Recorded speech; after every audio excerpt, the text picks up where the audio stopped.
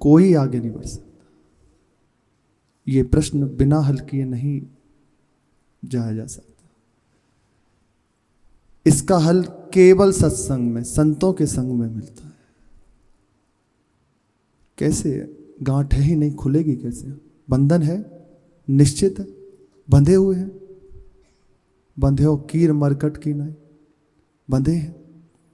अब इसको खोलना कैसे? पहली बात तो ये समझ में आ जाए कि हम बंधे हैं। अभी तो हम ये भी नहीं जानते कि हम बंधे हुए हैं, क्योंकि जहाँ हैं, जिस स्थिति में हैं, अपने आप को हम सुखी मानते हैं, प्रसन्न मानते हैं कि हम ठीक हैं, लेकिन नहीं। प्रभु आपकी कसौटी है। प्रभु के सिवा कुछ भी यदि अनुभव में, बर्ताव में, व्यवहार में जो कुछ आ रहा है, तो आप देख लीजिए, आप कहो मत कहो, आप बंधे हैं। इसके खोलने का उपाय केवल सत्संग में मिलता है। गुरुजनों की कृपा से गांठ खोली जाती है। जैसा दृढ़ आश्रय होता चला जाता है, ये गांठ कब खुल गई ये भी नहीं जान पाता उपासक। नारद जी कहते हैं, कस्तरती कस्तरती मायाम, कौन तरता है किससे? जो है ही नहीं उससे। बहुत अद्भुत प्रश्न है। जैसे भगवान की अहेतु की कृपा अनंत असीम अपार है, अनिर्वचनीय है, इसी प्रकार माया भी अपार है, अनिर्वचनीय है। इससे पार केवल प्रभु के आश्रित होकर ही जाया जा सकता है, दूसरा रास्ता नहीं। कौन इस माया से तर सकता है? यो महानुभाव सेवतो, जो महापुरुषों का सेवन करते हैं। यही बात श्री गया प्रसाद जी महाराज कह रहे हैं। माया सो बचवे के ताई तथा सर्व विघ्न शांति के ताई एक ही उपाय है। हम माया में फंसे हैं, हम प्रभु से विमुख हैं। ये बात जान भी तभी पाओगे जब थोड़ा संसार के प्रपंच से हटें, थोड़ा भक्तों का संग हो, भजन पद्धति हो, ठाकुर सेवा हो, तब तो पता चलने लगेगा कि हम फंसे कहाँ हैं। बिना इसके जान ही नहीं पाएंगे। सत्संग मिले तब लगेगा ओहो हम कहाँ फंसे हैं, आज तक नहीं जान पाए। जहाँ जान गए, जब जान लिया जाता है कि अच्छा मैं इस शरीर ये भी माया है, यदि भगवत विरुद्ध है, प्रभु की सेवा में लगी है, इसलिए ये सार्थक हो रही है अभी, अन्यथा ये भी माया है, इसी में बंधे हैं, अपनी सुधि नहीं है अभी, हम इसी को अपने आप को मान बैठे हैं। अब इससे निकलने का उपाय संयोग प्रभु ने दे दिया। मनुष्य का देह, सत्संग और अपनी भजन पद्धति, अपने मिलन की लालसा, बस निकल चले। बाबा कह रहे हैं इससे बचने का उपाय सहज सरल, और जितने भी सारी विघ्न बाधाएं इसी में है। प्रभु से विमुख सारी विघ्न बाधाएं आपको बांधे हुए हैं। लक्ष्य और महदाश्रय दृढ़ हो जाए। लक्ष्य एकमात्र प्रभु की प्राप्ति, पहली बात, ये सबसे खास बात है। हम जहाँ भी चूकते हैं आप देख लेना, हम लक्ष्य से च्युत हो रहे हैं। पहली बात, लक्ष्य दृढ़ अपना, एकमात्र श्याम, अब उसके बीच में कुछ नहीं, पहले प्रभु को प्राप्त करो।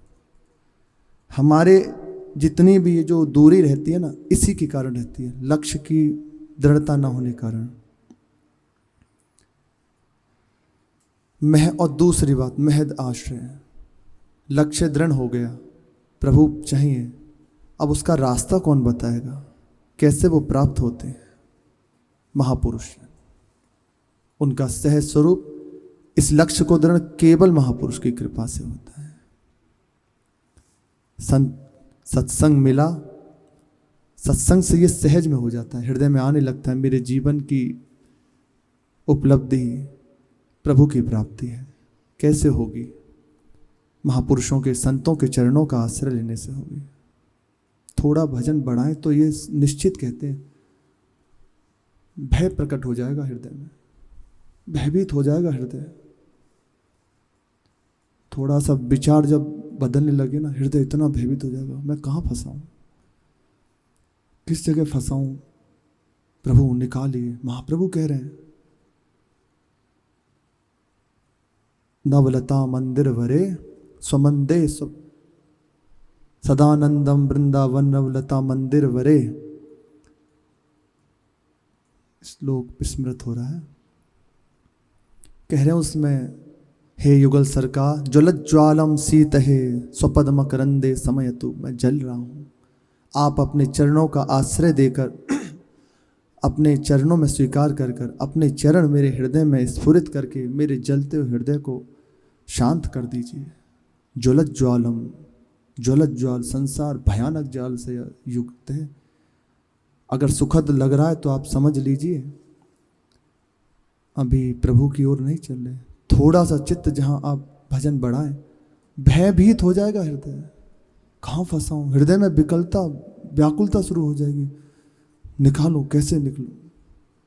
इसीलिए प्राय संत जन कहते हैं अस्पतालों में और जहाँ ऐसी चीज़ों को देखना चाहिए, शव को, शमशान को, अस्पताल को जाके देखना चाहिए, हृदय में वैराग्य होता है। अपने हृदय में ये जो है ना, हम कुछ हैं, बहुत सुखी हैं, तो आपको पता चलता है कि हम कहाँ सुखी हैं, किस बात के सुखी हैं। प्रभु से विमुख होकर कहीं सुख नहीं, रंच मात्र सुख नहीं।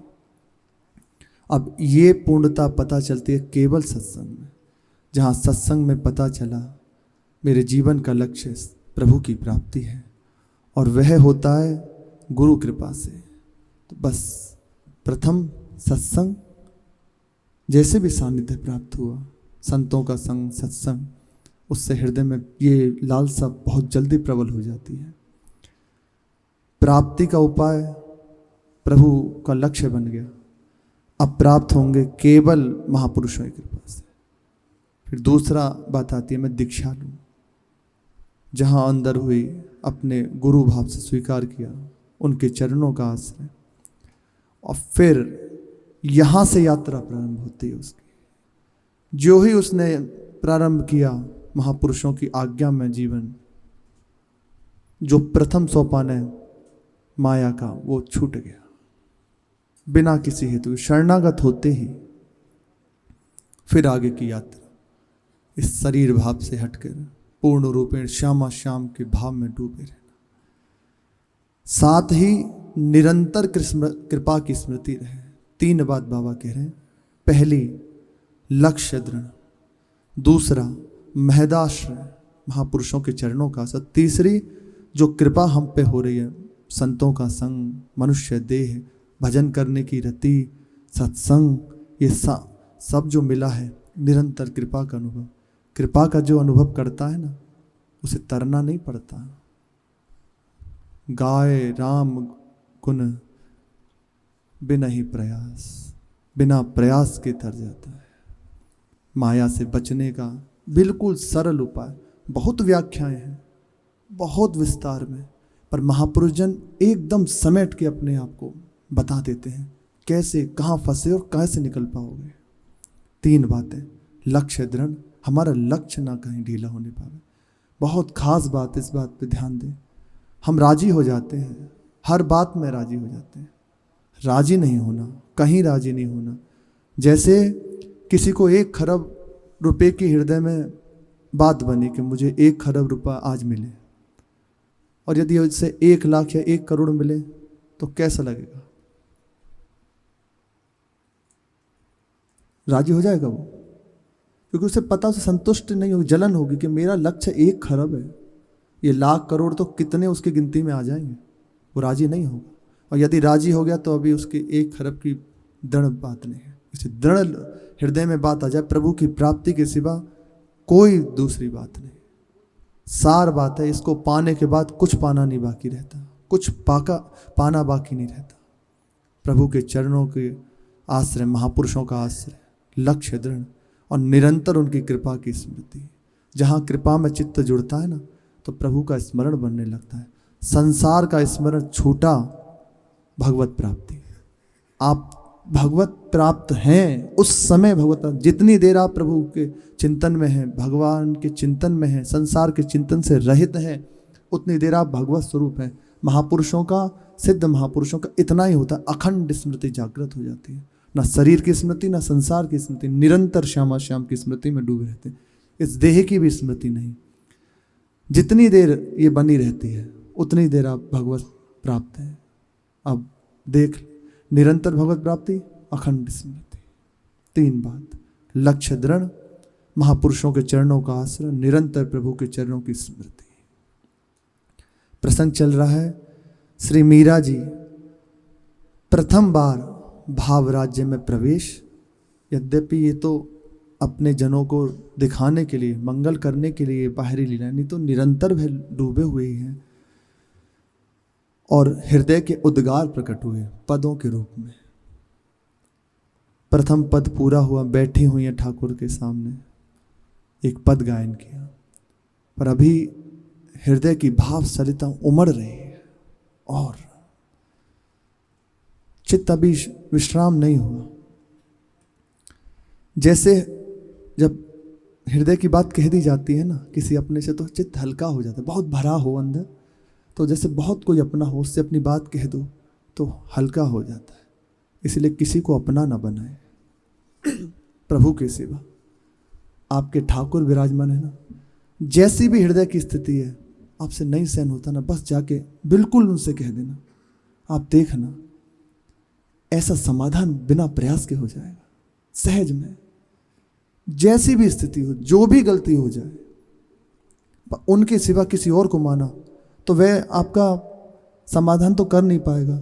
यदि आपको सुहृद है, आपसे स्नेह करता है तो दुखी होगा, और यदि आपसे वैर करते हैं, प्रभु हैं, किसी भी तरह आपको अपनाना है, आप जिसका आश्रय लोगे उससे आपका द्वेष करा देंगे, उससे प्रतिकूल व्यवहार करा देंगे, तो वह आप पे हंसेगा, आपको लगेगा मैंने क्या कर दिया, गलती कर दी। इसलिए किसी की आवश्यकता नहीं। हृदय की बात केवल अपने आराध्य से कहे, कभी बाहर न कहे, किसी से न कहे। जैसी भी दशा आप देख लेना, बिना प्रयास के कब संभल गए ये खुद भी जान नहीं पाएंगे। हृदय हल्का हो गया जब गायन हुआ ना हृदय की बात पद के रूप में। पथ पाकर जल दौड़ पड़ता है ना, जैसे निवान जहाँ हुई जल वहाँ दौड़ पड़ता है, उसी प्रकार मीरा जी की भाव सरिता भी शब्द रूप लेकर दौड़ पड़ी। दूसरा पद गायन किया, मेरे नैना, श्री गिरधर गोपाल सामने विराजमान है। मेरे नैना निपट बंक छवि अटके, बंक छवि अद्भुत शोभा संपन्न, देखत रूप मदन मोहन को, पियत पियूख ना भटके, बारिज भवा, अद्भुत श्रृंगार, बारिज भवा अलक टेढ़ी मनो, अति सुगंध रस अटके, मेरे नैना निपट बंक छवि अटके, टेढ़ी कटी तेरी कर मुरली, टेढ़ी पाग लर लटके, मीरा प्रभु के रूप लुभानी, गिरधर नागर नटके, मेरे नैना निपट बंक छवि अटके। ऐसा सुंदर स्वरूप, देखत रूप मदन मोहन का, इनका रूप देखते ही ये नेत्र रूपी पीयूष जो झर रहा है उनके स्वरूप से, अनंत न भटके, एक बार जहां लगे बस उस मकरंद नेत्रों से पान होता है। यहाँ मुख से नहीं, लोचन चसक रसासव गट, ये नेत्रों से पान कर रहे हैं। जैसे ही देखा बस अटक गए और उस पीयूष को, उस अमृत का पान कर रहे हैं। बारिज भवा अलक टेढ़ी, टेढ़ी अलकावली, घुंघराली अलकावली, अद्भुत शोभा संपन्न, अति सुगंध, सहज सौरभ प्रवाह होता है प्रभु के श्री अंग से। टेढ़ी कटी, सीधे नहीं खड़े होते, तीन ठौर से टेढ़ो, कटी कृष कटी, हित हरिवंश प्रभु हंस कटी के हरि, सिंहवत कटी है, टेढ़ी मुरली लिए हुए हैं और झुकी हुई पाग जहां मोतियों की लर लटकी हुई है। मीरा जी कहती हैं ऐसा रूप देखकर मैं लुभा गई, रूप लुभानी, इस रूप पर लुभा गई, गिरधर के रूप को देखकर बिक गई। अद्भुत प्रसन्न देखकर जब ये हुआ ना, तो उनकी प्रसन्नता देखकर उनकी दासी श्री मिथुला जी समीप आई, तो गलीचे पे बैठी हुई हैं। श्री मीरा जी गलीचे को समेटा और घोंटुओं के बल गलीचे के, ये दास का स्वरूप है। गलीचा समेटा और पैर नीचे रख के बैठे अपने स्वामी के सामने, उनके आसन में नहीं, जिस आसन में बैठे हैं उसी पे पैर रख दे। हाँ, हमारे प्रिया प्रीतम विराजे हाथ रख के बैठे हैं या ये सब नहीं, बहुत सावधान स्वामी हैं, हमारे आराध्य हैं, पूज्य हैं। तो बस समेटा और सम्मान पूर्वक घुटनों के बल बैठ गई। फिर कहा जीमड़ पधराऊं, भोजन ले आऊं? तो मीरा जी कहते आहा मिथुला अभी ठहर जा, अभी प्रभु को रिझा लेने दे, कौन जाने ये परम स्वतंत्र कब निकल जाए। ये श्री जी के ही अधीन है, जो श्री जी के आश्रित है कभी दूर नहीं रह सकते, अन्यथा इनको पकड़ पाना बहुत मुश्किल है। प्रेम इन हाथ बिकाऊं, जहां ये प्रेम की फांस से ही बन सकते हैं, दूसरी ना योग ना साधन ना ज्ञान, किसी भी तरह प्रभु को बांधा नहीं जा सकता। केवल जब प्रेम रूपी रज्जू से इनको बांध लिया आ जाता है ना हृदय में, तो बिना प्रयास के बंध जाते हैं। परम स्वतंत्र है, कब निकल जाए कोई नहीं जान सकता। आज प्रभु पधारे हैं तो यहीं क्यों ना रख लें, किसी प्रकार जाने ना दें। अनेकों अब सरिता बह चली पदों की, ऐसे प्रभु जान न दीजे हो। प्रभु पधारे, अब इनको जाने मत दो, बस तन मन धन करी वारणे, हृदय धरि लीजे हो। ऐसे प्रभु जान न दीजे हो। तन मन धन यही है, या तो इसे संसार में नौछावर कर दो और दुर्गति की प्राप्ति कर लो, और या इसी को प्रभु के नौछावर करके प्रभु को प्राप्त कर लो। हाथ में हमारे, अब कहते हैं ना आपके हाथ में ये है, क्या आपको चुनना है, यही है बस। बाढ़ देते हैं, जरा किसी से स्नेह हुआ फांसी लगा ली, प्राण त्याग दिए, त्याग दिया ना, तन मन कर सब त्याग दिया, धन लुटा दिया संपूर्ण उसके लिए, प्राणों को छोड़ दिया, पर क्या होगा इससे? कुछ नहीं, दुर्गति निश्चित, प्रेत योनि मिलेगी। आत्महत्यारे को प्रेत योनि की प्राप्ति होती है। 60,000 वर्ष की आयु है, खा नहीं सकता, बहुत दुर्गति, सुई के जैसा छेद होता है मुख का। इसीलिए मलिन आहार करने वालों पर ही ये प्रभाव दिखाते हैं। जैसे वायु चलती है ना, तो उसके थपेड़े खा के कभी लताओं में, किसी झुरमुट में बहुत दुर्दशा होती है प्रेत योनि की।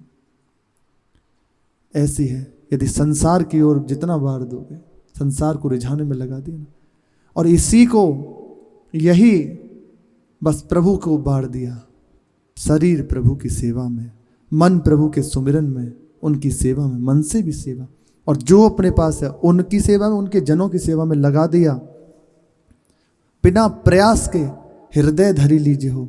मीरा जी 2 बात कह रही हैं, तन मन धन करी वारणे, वारण कर दिया, तो अब ये हृदय पधारे बस। और जहां आपने तन मन धन वारा इनके ऊपर, तो बिना प्रयास के ये हृदय में आके बैठ जाएंगे।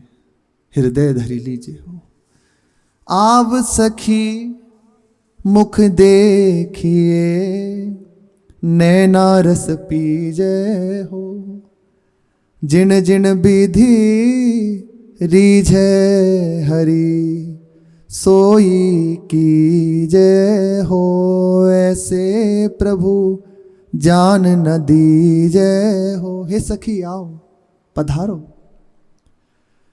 इनका मुख कमल देखो, अद्भुत शोभा संपन्न। एक बार जहां दृष्टिगोचर हो गए सब भूल जाए। ये तभी तक की भागा दौड़ है जब तक इनको देख नहीं पा रहे, और इनको देखने का उपाय ये सब लुटा दो। ये सुख अपने पास कुछ रखने वाले को नहीं मिलता, जो सर्वस्व लुटा देता उसे प्राप्त होता है। जहां आपने अपने आप को लुटा दिया तो वो अपने आप को लुटा देते हैं। आपने अपने को लुटाया इनके ऊपर तो वो अपने को आपके ऊपर लुटा देते हैं। नेत्रों से सरस का पान करो, जैसी विधि से जिस प्रकार भी हमारे प्रीतम रीझ हैं वही करो, दूसरा नहीं। संसार क्या कहेगा छोड़ो, संसार कुछ ना कुछ कहता है। आप अच्छे चलो तब भी कुछ कहेगा, आप गलती करो तब भी कुछ कहेगा। इनको प्रणाम करो, प्रभु आपकी जय हो, और बस प्रभु को रिझाओ, इनको मत रिझाओ। ये कभी रिझने वाले नहीं, कभी रिझने वाले, संसार कभी नहीं रिझ सकता। और हमारी पूरी चेष्टा केवल संसार को रिझाने में लगी रहती। संसार रिझ जाए, मान सम्मान दे, कुछ धन रुपया दे जाए, कैसे भी, बस कभी नहीं रिझ सकता भैया। बड़ी इसकी विचित्र दशा है। और प्रभु हमारे ऐसे हैं, थोड़ा सा कुछ कर दो, एक जल चुल्लू भर प्रदान कर दो, ऐसे समर्पित कर दो, रीझ गए। उल्टा पुष्प समर्पित कर दो, रीझ जाएंगे अपार करुणा में। पर ऐसे प्रभु को छोड़कर हम, दुर्दशा है ना। इसीलिए कहा ना, संसार ये माया यही है बंधन, होते हुए भी नहीं है और अपने आप को सुखी समझते हैं। बड़ी विचित्र लीला है। दूसरों की चाटुकारिता, दूसरों को रिझाने में समय बर्बाद, और अपने आप को समझते हैं कि हम बहुत विशेष हैं। क्या विशेष? देखा है, ऐसे सुना, बड़े अधिकारी और जूतियां उठवा रहे, बड़े बड़े अधिकारी, क्या विशेष हो। यहीं संतों के चरणों में आके बस एक बार प्रणाम कर दो, उनकी पादुकाओं को मस्तक पर रख लो, उस चरण रज को मस्तक पर लगा लो, तो प्रभु आपके अधीन हो जाएंगे। सर्वेश्वर परात्पर अखिलेश्वर अपार दया में प्रभु रीझ जाएंगे केवल इतने से। बलिहारी प्रभु की, पर यही है माया, इसी को माया कहते हैं। जान रहे सुन रहे पर फिर भी दशा वही। कृपा से इसीलिए सत्संग दृढ़ आश्रय होगा, तो ये बिना प्रयास के तर जाएगा। जैसी विधि से प्रभु रीझें सोई करो।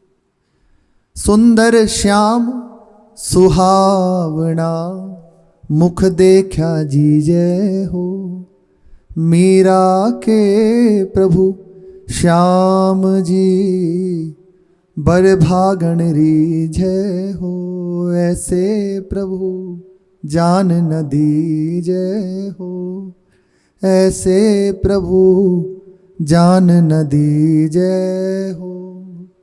बार बार मुख कमल की प्रशंसा कर रहे हैं कि एक बार दृष्टि गोचर हो, कहीं दृष्टि जाती नहीं।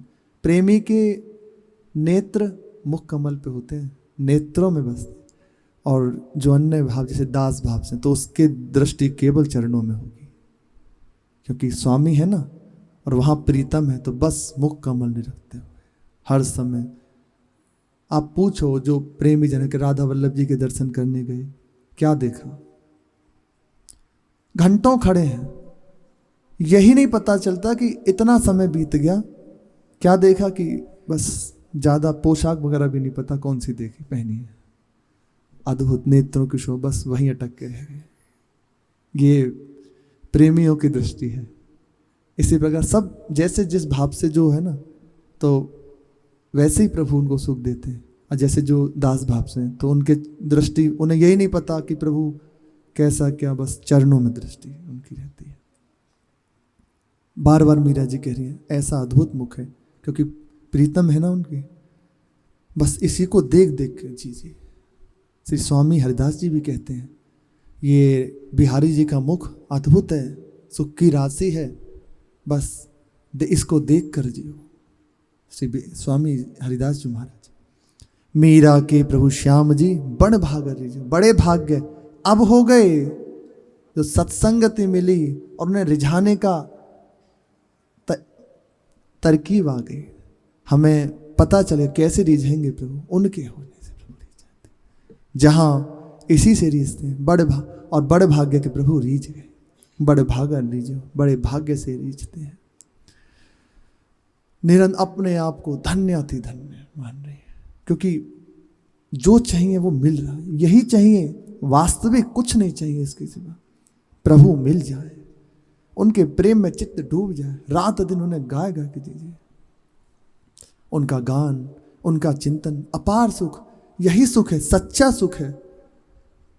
खाने को नहीं हो तब भी जहाँ हृदय में चिंतन चल रहा है ना, देखो ना रसिक महापुरुषों को, जो भक्त जन कितने कितने दिन नहीं मिला, 13 दिन, 10 दिन, 70 दिन श्री ओम प्रकाश जी, 40 दिन उपाध्याय जी, मीरा जी के प्रसंग में आता 96 दिन बिना कुछ खाए पिए बैठे रही।